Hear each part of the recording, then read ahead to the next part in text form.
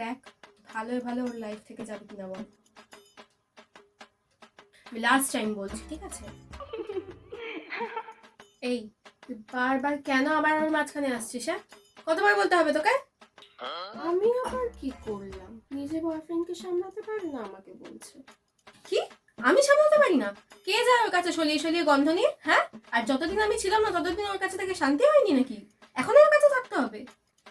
এই শোন, প্রথমত আমি যাই না, ও আমার কাছে আসে। আর তুই যা টক্সিক, তোর কাছে তো বেচারা কিছু শেয়ারই করতে পারে না। আমার কাছে না ও সব ওর সুখ দুঃখগুলো শেয়ার করে রে। শোন, ওর জন্য না আমিই যথেষ্ট। কোথাকার একটা নোংরা পচা গন্ধ মাল একটা, ও আবার ওকে সান্ত্বনা দেবে। ঠিক আছে, এতই যখন ডাউট, ওকে ডেকেই জিজ্ঞাসা করে নে না। ঠিক আছে, আজ আমি এটা ফায়সালা করেই ছাড়বো। দেখবো কে বেশি ইম্পর্টেন্ট ওর লাইফে, তুই না আমি। হ্যাঁ হ্যালো, একটু আসতে পারবে? একটা ফায়সালা করতে হবে।